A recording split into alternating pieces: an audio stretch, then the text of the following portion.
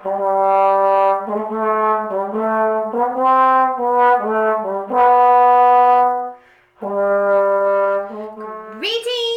fabulous people of the internet! Hanime on Anime here, and welcome to the start of Kyoto Anime Month. So,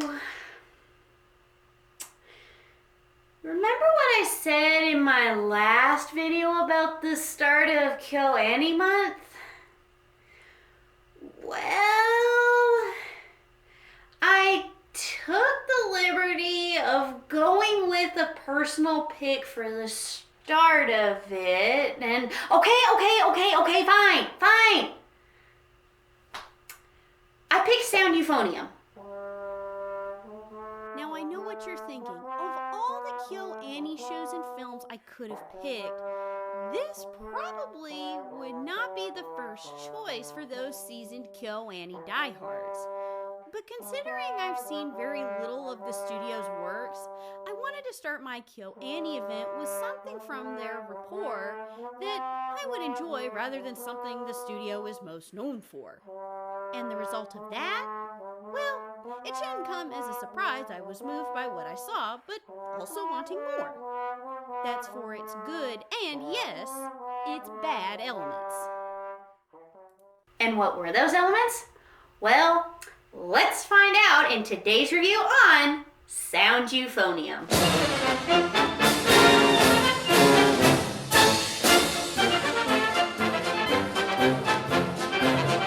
In this musical high school drama, we follow our lead heroine, Kumiko Ome, a first-year high schooler who joins her new school's concert band along with two of her newly made friends, Kato and Midori.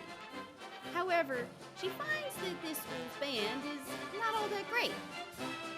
In fact, she openly states that they're awful. Things get even more awkward for Kumiko when a former classmate and former band member, Reina Kosuka, also joins the school's band. However, everything changes when the band receives a new director in Noboru Taki, who shakes things up and eventually motivates everyone to compete in the national band competition. However, the road to nationals is bumpy at best and filled with tons of musically related drama. But with enough heart and enough lung capacity, see what I did there, they can make it. I wish I could say more about season 2, but unfortunately I didn't have the time to get to it. But I think after watching only the first season thus far, continuing with season 2 will be in my near future. Curious as to why? Well, stick around and find out.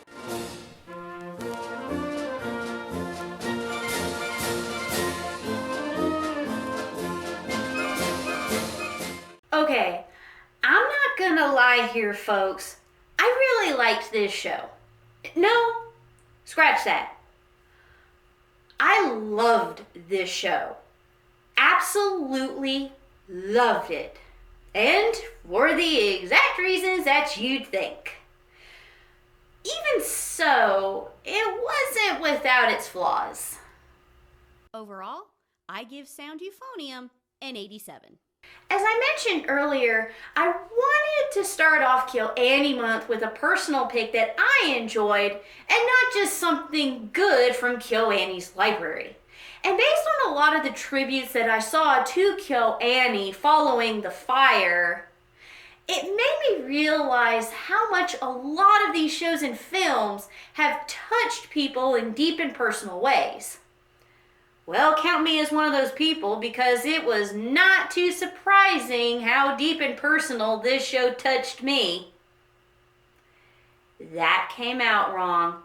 Get your mind out of the gutter.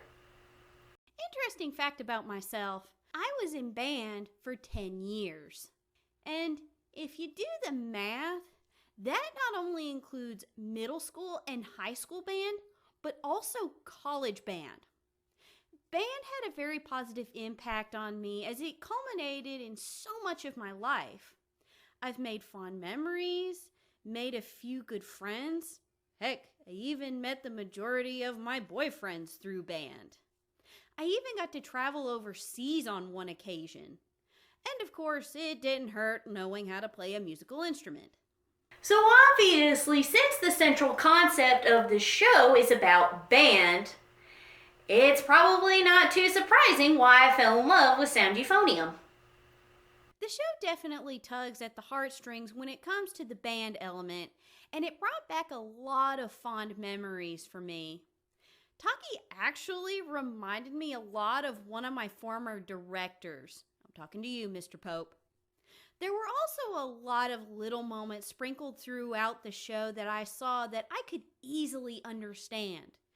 Things like not getting a part right, or that jittery nervousness you feel before a competition, concert or marching, or practicing outside in the hot weather were all relatable feelings, especially practicing out in the hot weather.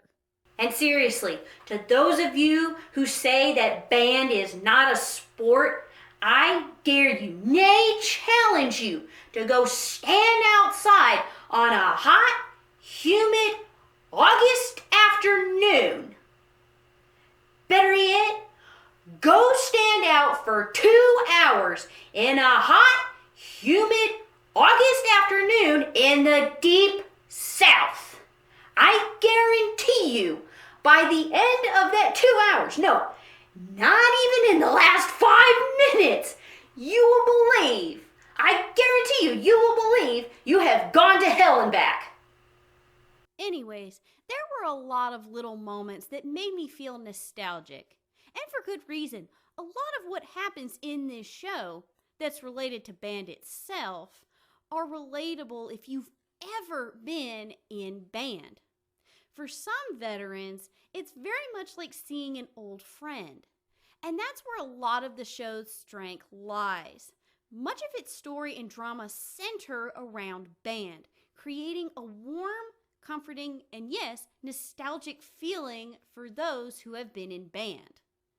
Though really, if you've ever had a positive experience in any club, you're bound to get those feelings every time you watch this.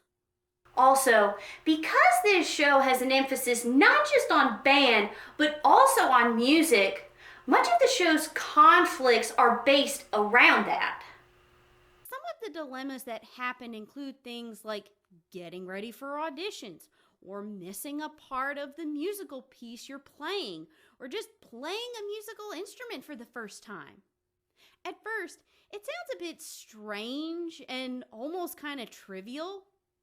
And for those who have never played a musical instrument before, let alone been in band, it can be a little daunting.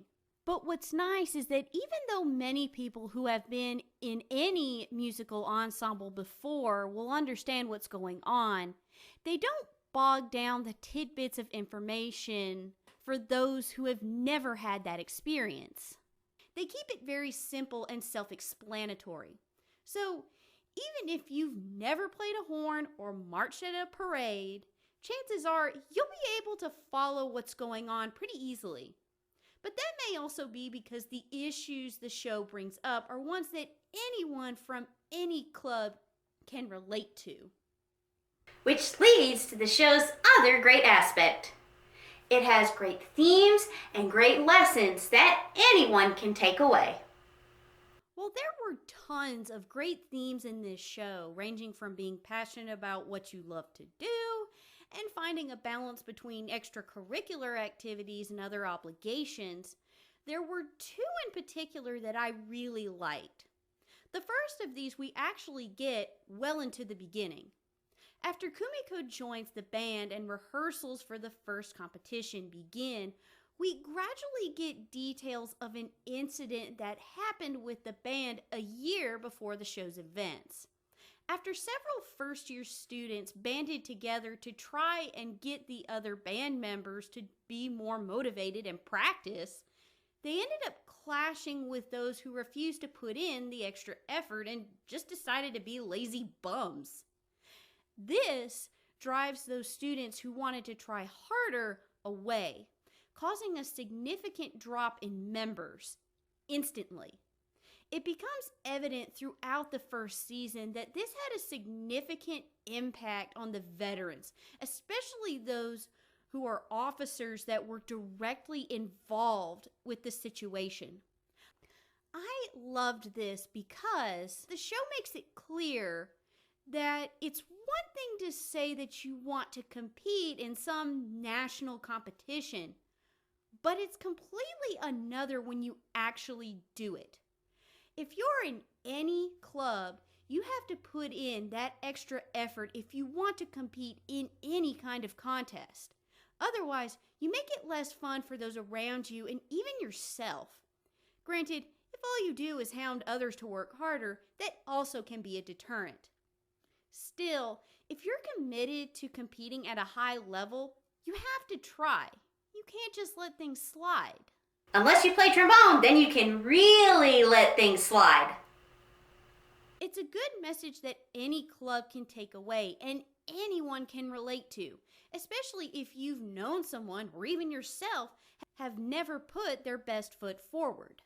The other message that I loved that I kind of secretly wish people who saw the live-action Lion King would wish Disney would figure out: seniority does not equal superiority. Even if there's an age difference between club members, sometimes it is in fact the newcomer who may end up being better than a seasoned veteran.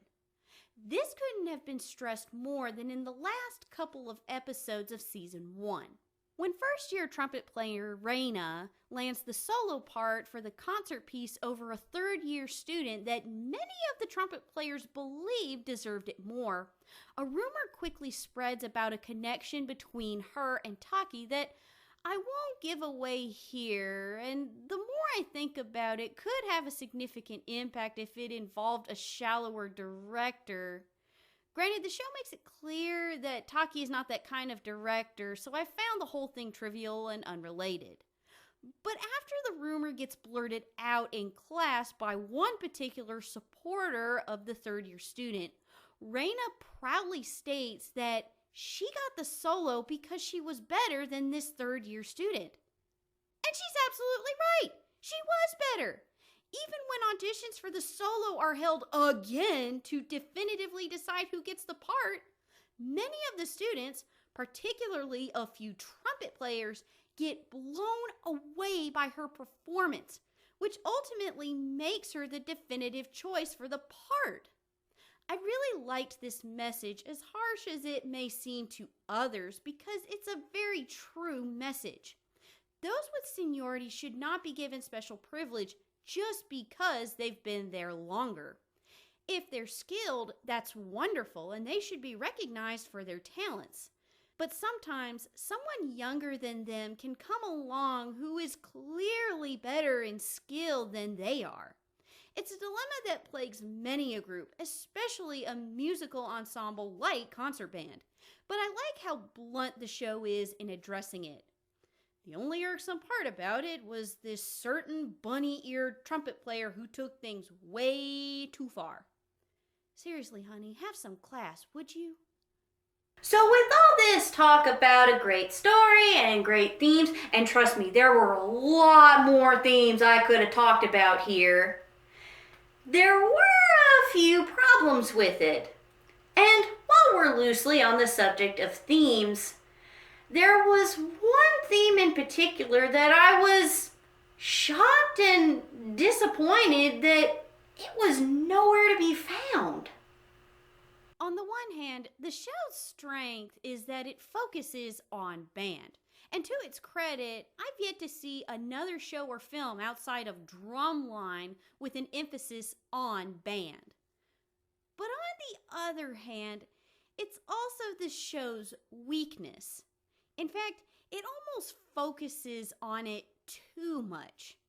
In the second episode, when we start to get a glimpse of Taki's advising, though let's face it, he's the band director here, he asks the students what their goal should be. Ultimately, they choose going to nationals as that goal. And as the episode progressed, I thought to myself that eventually everyone would realize that competing in nationals shouldn't be their only priority and that it should also be about having fun.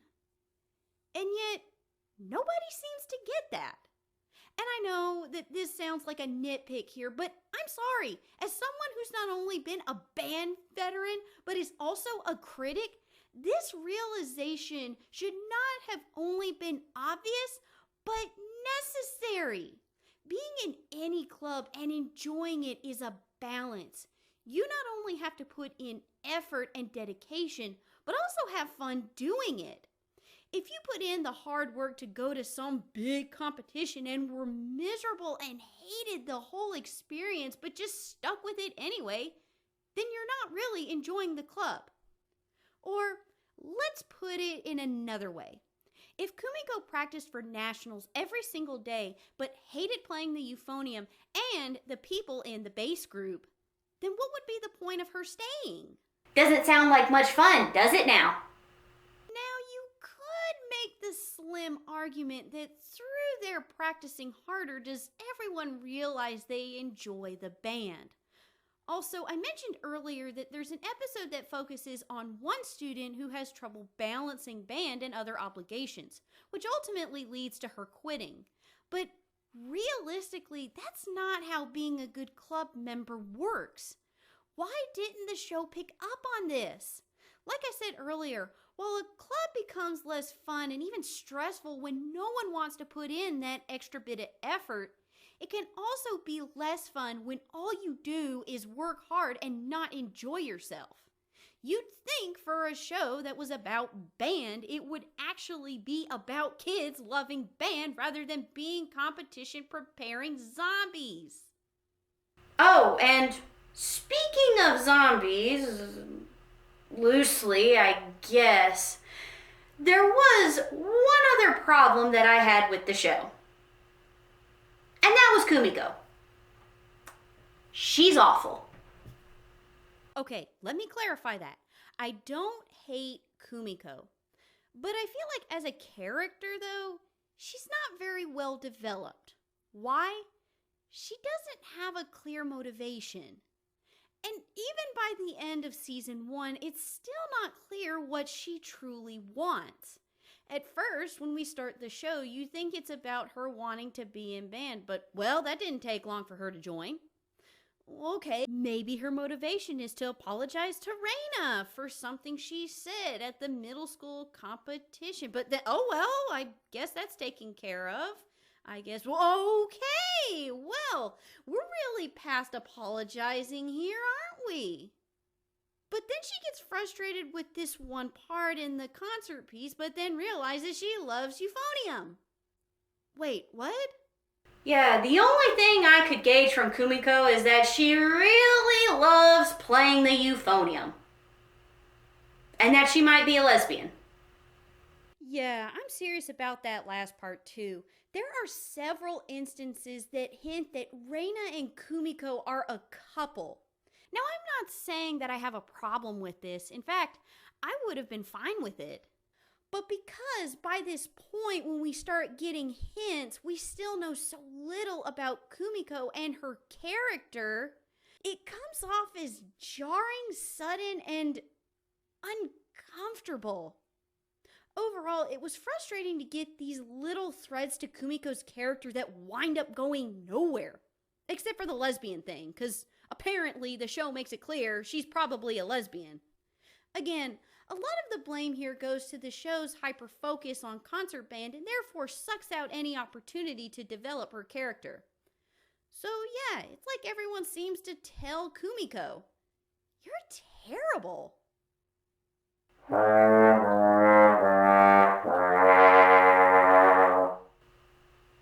What? I had to find some excuse to play this thing. You think I brought this out just as a prop? Whatever. Anyways, with this being the first KyoAni show that I got to see, it wasn't that bad. As I said earlier, I fell in absolute love with it. But maybe if it weren't so wrapped up in its concept of concert band and maybe instead focused on something like the true meaning of being in a band, And having a good protagonist, it could have been something more. Still, any band geek is sure to fall in love with this. Obviously, and even if you're not. But it's not a masterpiece by any means. Still recommended though.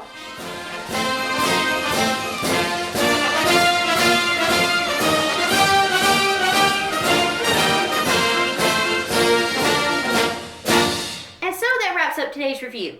As always, thank you so much for watching, and be sure to stick around for part 2 of KyoAni Month as I talk about one of the more recent KyoAni shows that's, I'll just say it, has been considered to be one of the best shows of 2018, if not the real best show of 2018. Get off my screen. I'm going to talk about you later. Till next time, bye.